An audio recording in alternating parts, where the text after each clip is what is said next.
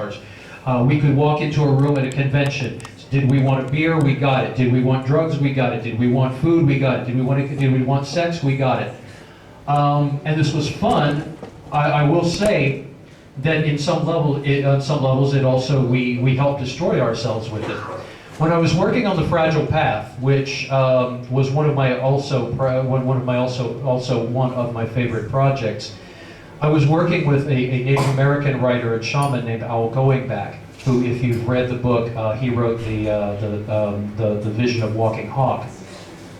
When I was working with Owl, things were really, really crazy around White Wolf at that time, and he said, "So who around here has vision?"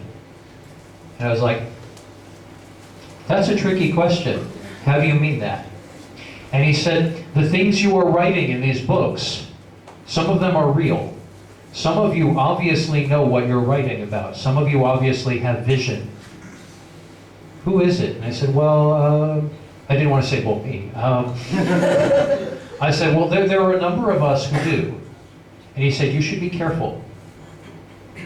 He says, if you have vision, if you have awareness, if you are attuned to things bigger and greater than just, go to work, go home, if you see more in life and more in the world than just this, you are powerful and you are vulnerable.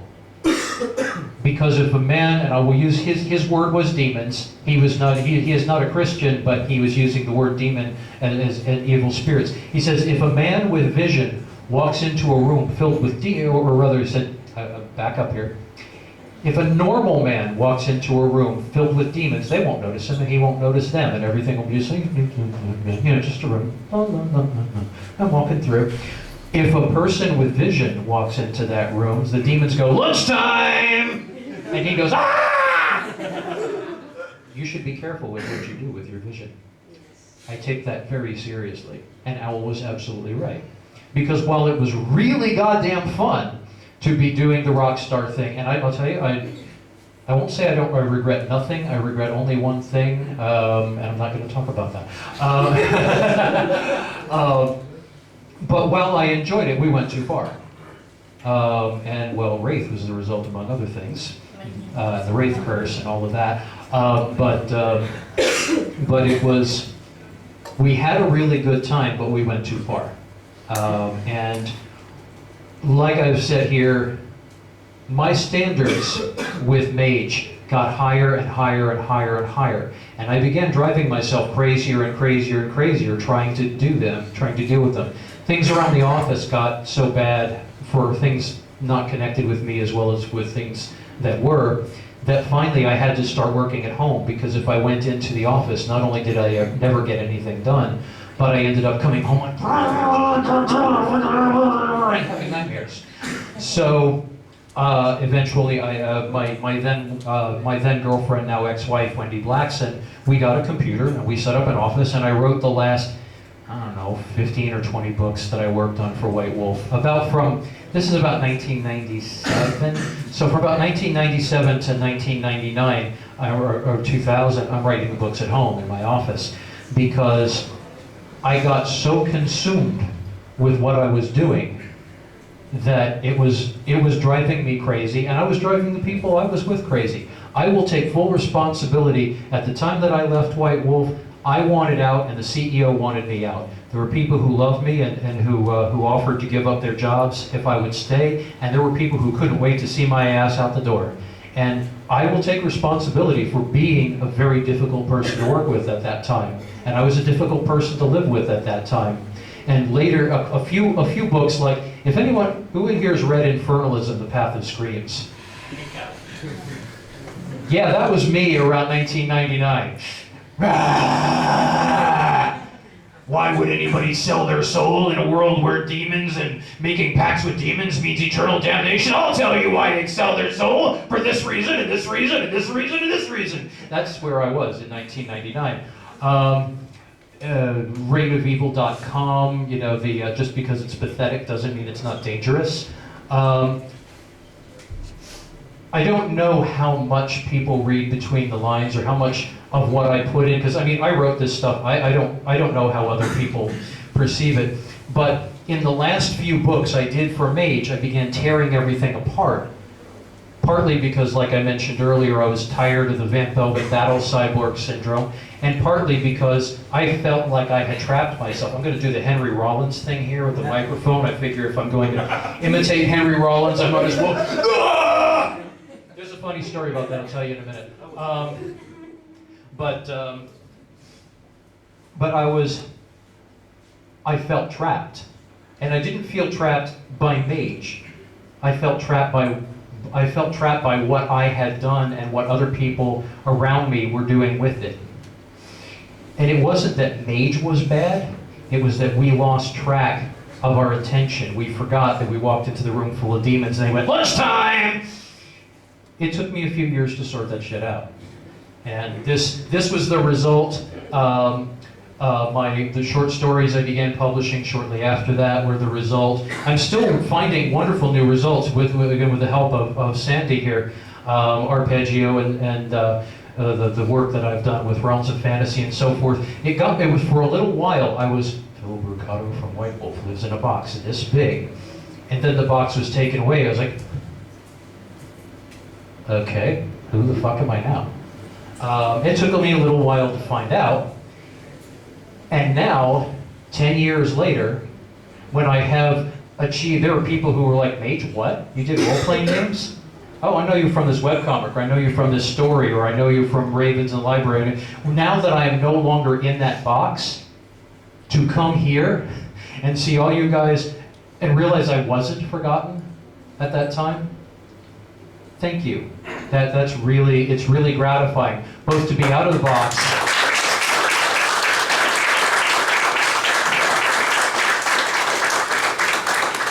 and to know that you remember me.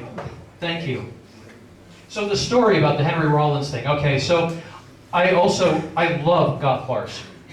And during the 90s, as you could probably tell from these books, I lived in goth bars.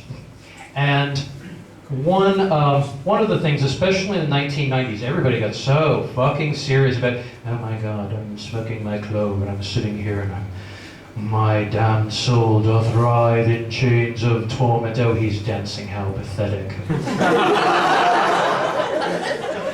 What a poser. I love to dance, so fuck those people. So anyway, a guy opened a goth club that didn't take itself too seriously. It was called Pandoras Box. And on one of the early nights at Pandoras Box, he does a gothic lip-syncing contest. So, yeah, I'll explain this. So he said, if you play a song and get up there, and if you can lip sync to this song, do something creative with it, you win $50. The person who gets the most applause wins $50. So a couple of my friends get up there, and some other people get up there. For the most part, it's kind of like, love will tear us apart again. And this is fun. A few of my friends, including one of whom, Paul Mercer, now plays with Faith. Well, he doesn't play with Faith and the Muse now, but he just did. Paul Mercer of the Ghost Project also played with Faith and the Muse and the Changelings. If anyone has heard of those bands, if you haven't, you should. Paul and some of his friends, including Kaylina, who was with the vocalist for the Changelings, did a thing with In Excess shortly after Michael Hutchence hung himself, and they're up there dun dun da da da da da da da da. Dun, dun, dun, dun, dun, dun. And meanwhile, Paul is miming making this noose and sticking his neck through it.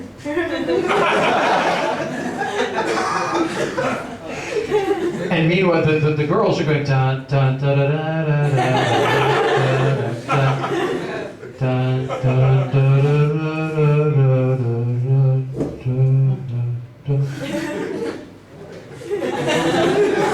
Okay, this is going to be hard to top.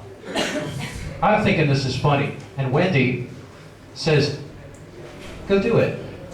I'm like, "Nah, I'm not gonna go do this. I'm not gonna make a fool out of myself." She goes, "I dare you." Every guy in this room knows that if a woman says, "I dare you," you're gonna do the stupidest shit in the world. So I did. I've been a Henry Rollins fan since the days of Black Flag, the early Black Flag days. Just like, if anyone, who in here has read In Changeling the Dreaming, second edition? Yeah. You know the second part, the Wilder part, when she's talking about that, when she's in the punk bar, and she says she feels she can identify with the guy who's punching the mirror on the cover of that album. Yeah. That was the cover of Black Flag's Damaged. I was that guy, and that punk bar actually existed. It didn't exist at that time, but I was kind of doing the flashback to when I was 18 or 19 and listening to, you know, well, you must think you want to live forever! And I'm thinking, I can still feel that way. So I love Henry Rollins. It's probably obvious the fact that I'm channeling the dude right now. So I go up to the DJ booth. You guys know the soundtrack for The Crow? Yes. I went up to the DJ booth. I'm like, "You got the soundtrack to The Crow, right?" And it's like, "Well, of course.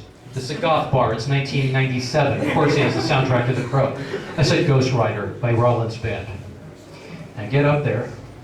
Now at this point, I got hair down to here and a black leather jacket on. I don't look much like Henry Rollins, but I know the bit because I've been watching the dude for years.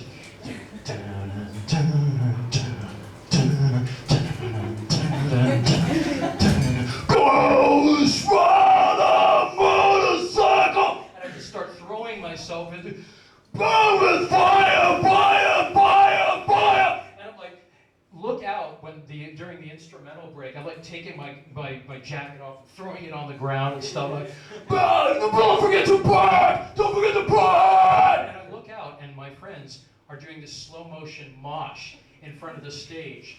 They're like rolling over each other. So the instrumental break, I throw myself off the stage and we start doing this slow motion mosh together. We're rolling over each other and we're coming up to the end of the instrumental break. So I crawl back up on the stage and there are these two candelabras on either side of the mic stand.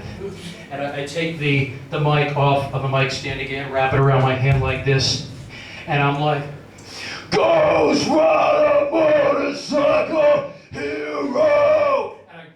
When we get to the burn with fire, fire, I grab one of the candelabras and say, burn with fire, fire, fire, fire. I'm shaking hot wax all over myself and all over the stage. It's getting in my hair and shit. And I take my jacket, I put it back on earlier, I take my jacket, throw it up on the ground, start throwing, and I wrap the mic stand, my cord around my neck, I'm like, burn with, don't forget to burn, don't forget to burn!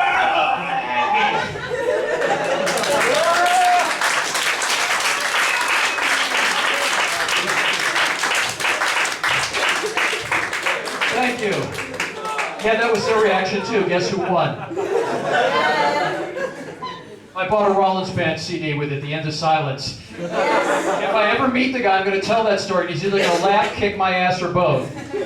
He's probably going to say you're psychotic, Phil. Yeah, probably.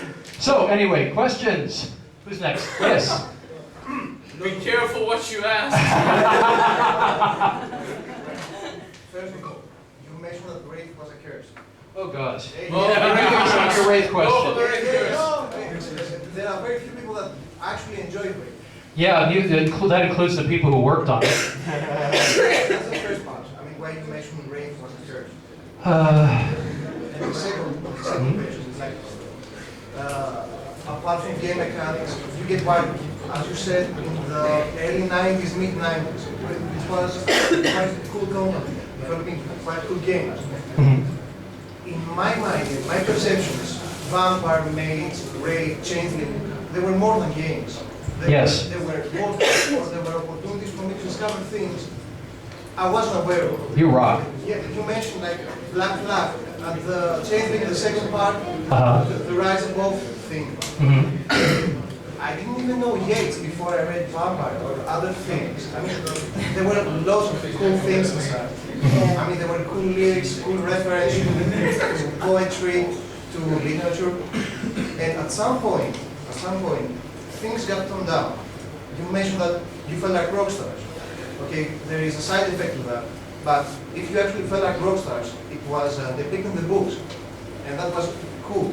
I know you have a momentum, you can keep that momentum forever. And eventually, things are going to go down the drain or something. but that happened too fast. I mean, you get cool books like Montreal by Night. I mean, you have cool characters with a gun tattoo in their hand, and they have quotes like "Bang, you're dead." And then you have the nth book about the matters. I know a company has to make money, and you make money by producing things that people want to buy and give more power. But what happened it was one event, it was a series of events. It was a series of events. Wow, okay, if anybody needs to go to the bathroom, this question probably would be good, would probably be a good bathroom break because it's got a long answer. To answer your first question, your second question first, because the Wraith one's going to take a while, and I'll have to like impose the mental censors on part of this just to keep from slandering anybody. But the short answer to the question about why did things go downhill, it was a collection of things. When we first got together, we were a bunch of people with a dream and an attitude. We weren't making much money. At the very, very beginning of White Wolf, this was before I got there, a bunch of the guys lived in the same house. And we just said, you know, we got nothing to lose, fuck it. Let's just throw everything at the wall and see what sticks. We're going to make the games and the world that we believe in, that we love. And if people don't like it, well, at least we did it. And then we got successful. And then we got really successful. And then we got really, really successful. And then the bottom fell out of the market for reasons I'll explain here in a minute. But the core of this is, to put this into perspective, when I joined White Wolf in 1993, which was a bit less than 3 years into White Wolf's history, I was the third oldest person in the company at 27. The youngest person in the company was 18. The CEO was 24 fucking years old. 3 years into the company's existence. We were kids. The oldest person in the company was 30. When you give kids millions of dollars, they do stupid shit with it. Some person who will remain nameless, but who was one of the owners of the company, actually wrote on a White Wolf check, a check to his drug dealer, and wrote in the memo line, "For drugs." We spent over $20,000 sending 4 representatives of our fiction department, which at that point wasn't making any money, to Europe for 6 weeks. Their stuff got stolen, so we sent them more money. When Mark started having a falling out with the rest of the company, and that's a complicated story that ties into the Wraith question, he went over to California, bought a brownstone in San Francisco, the most expensive city in the United States, bought a brownstone and packed it full of, as Ken Cliff called them, pot-smoking sycophants who did absolutely nothing for 2 years except live off of what the company was making. When we did Rage, the card game Rage, we, first of all, did not bill the first 2 supplements as Rage supplements. We called it Rage, which was very successful. And then the Umbra. People are like, what the fuck is an Umbra? You would have thought, simple marketing, Rage the Umbra. Expansion set for Rage, no. The Umbra. Nobody bought it, except the dyed-in-the-wool Rage fans. And then the piece de resistance, the Worm. Now the Worm was an awesome expansion for Rage. The rules were awesome, the characters were awesome, the artwork was awesome, it was very well designed, it was very well put together, it was very rated R. Has anyone in here seen or played Rage or seen the Worm expansion? Okay.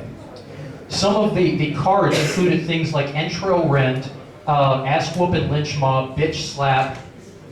Now this is in fitting with the White Wolf badass outlaw image. We sold, pre-sold, 8 pallets, I'm talking, of this to Toys R Us. Why? Because nobody looked at the cards at Toys R Us until just before these things were shipped, at which point the Toys R Us executive says, we're not putting that in our stores, and they shipped it all back. Oh That's one of the factors that led to us going downhill, because you can imagine how much money that cost. We did a lot of really stupid things. We had a fiction department that didn't make any money. We spent a lot more money promoting the card games than we should have. We tried to do too much with the game lines. We put out the game lines were coming out 10 books a year for the 3 core lines for the first 3 years. We flooded our market. One of the reasons we did this was because for a little while the fan base was so rabid that people would literally come up to us at conventions and go, "Why isn't Clan Book such and such out yet?" And we'd be like, "Because we haven't written it yet." "I need it now!" Okay, dude, put it on the schedule. It might be out in a year or so. "You suck!" I mean, I'm not exaggerating here. People did that. So we got to the point, okay, well, the fans will buy it. We should put it out. So we started putting out too many books. We also had, the freelance pool was very small. The reliable freelance pool of people who would actually turn in a usable manuscript or usable artwork was even smaller. And as we put out 30 books a year, 40 books a year, that freelance pool started getting burned out. And so they started turning in work that was lower and lower and lower in quality. Some of them got mad at us and stopped working for us. Some of them just burned out. Some of them got better. And some of them just said, I can't do any more than I've already done. You're not paying me enough. And so it got harder and harder to make good quality books. Also, I will cop to this. A lot of the early White Wolf stuff was better 20 years ago or 15 years ago than it is now, because frankly, a lot of it is just awful. I mean, the early stuff, some of the early stuff's got this vital energy to it, but it's messy, it's badly written, it's horribly edited. Because we're a bunch of kids pushing it out the door. Our standards got higher, but it got harder and harder and harder to meet those standards. Like I said a few minutes ago, we were all driving ourselves crazy trying to do a book a month at a higher and higher level of quality. And we got temperamental. Walls got punched, people got punched, computers got thrown through walls. Fortunately, no people got thrown through walls. One guy did, who will remain nameless, did punch a hotel door off its hinges, and well, it hinges its track. It was a sliding glass door, and got thrown in jail. And stuff like this contributed to making it harder and harder and harder to produce good books. And then there was the other factor. You guys this probably didn't hit Europe, but it really had an effect in America. You know, back in the 90s was like the decade of stupid money and stupid people doing stupid things with stupid money. Yeah. Corporate raiders. Well, there was this one corporate raider whose name I'm blanking on. I'll remember it at some point. But Ron Perlman, not the actor, but a Wall Street guy. He came in. What he would do is he would buy up companies, push them to the maximum profit potential, lay everybody off, and sell it before it crashed. This is what the guy did. He bought Marvel Comics. And he bought Marvel Comics and then instituted this dumbass idea that retailers had to buy minimum orders. If you want X-Men, you got to buy 6 copies of the X-Men, and you got to buy Steel Grip Starkey and his amazing power tool. And no, I'm not making that up. That was an actual title. 6 copies of that too. Well, a lot of comic retailers said, I can't make money that way, and they folded between 1995 and 1997. Most of those comic retailers also sold gaming books. So when they went out of business, our venues went out of business. So we're pushing out books in quantities based on a retail base that suddenly doesn't exist anymore. And it's all coming back. This is why this is why TSR went out of business. This is why Wizards of the Coast ended up buying TSR. Because when the comic and gaming stores went out of business between 1995 and 1997, a bunch of their stuff went into book trade, into mainstream book trade, like Barnes & Noble and stuff. When a major book chain went out of business, they sent it all back. And TSR suddenly found itself over $1 million in debt. At the beginning of 1996, so did we. We made over $18 million and we spent over $22 million. And we found ourselves at the beginning of 1996 going, party's over. oh shit, let's lay off a third of the company, move to new offices, and increase production. That didn't work so well. So at the end of 1996, at the end of 1996, we laid off another third of the company. And at this point, I'm going to tell you about this one partly because I want to be honest about one of the reasons why I left, or I should say one of the reasons the CEO wanted me out. And it's an object lesson. Don't ever do what I did. So, Christmas, right around Christmas 1996, a bunch of my friends just got laid off. I go out drinking with them. I get drunk as I get anyway, come back home, and Wendy, who hates White Wolf anyway, yes, never have a spouse who hates your job.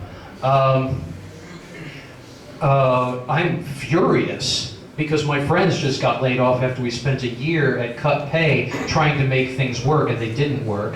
And I start right before Christmas, and I start making up a visit from St. Nicholas, not a Christmas carol, but a visit from St. Nicholas. And I'm unfortunately really good at making parodies of songs, and I made a parody of, on Dancer, on Prancer, I'm not going to mention the names here, but I started making up a vision which I called A Visit from St. Nicholas.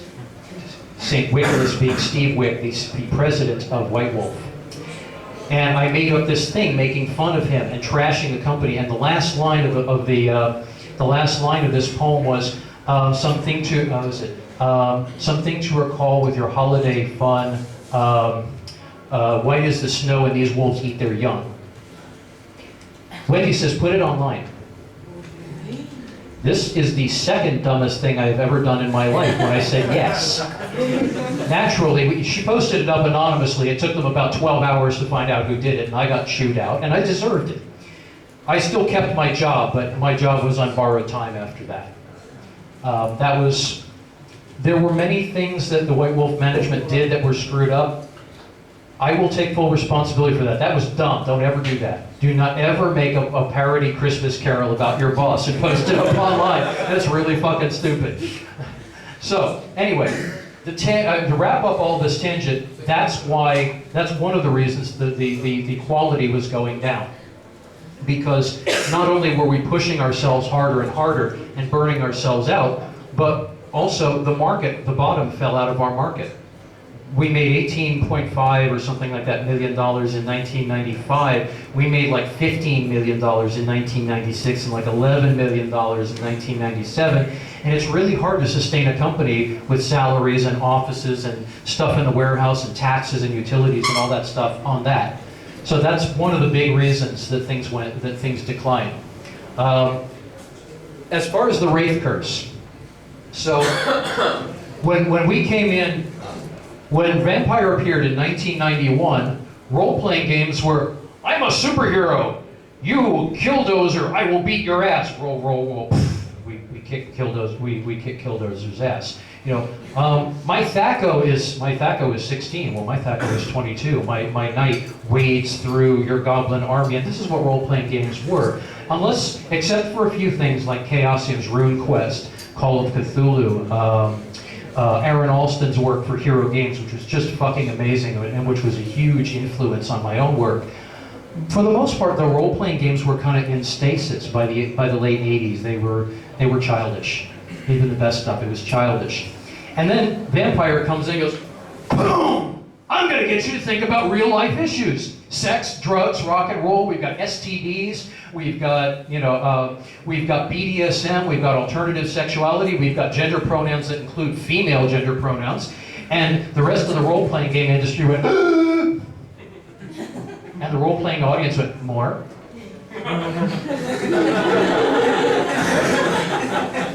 And so, dark sells, as obvious by the amount of people wearing black in this room, including me.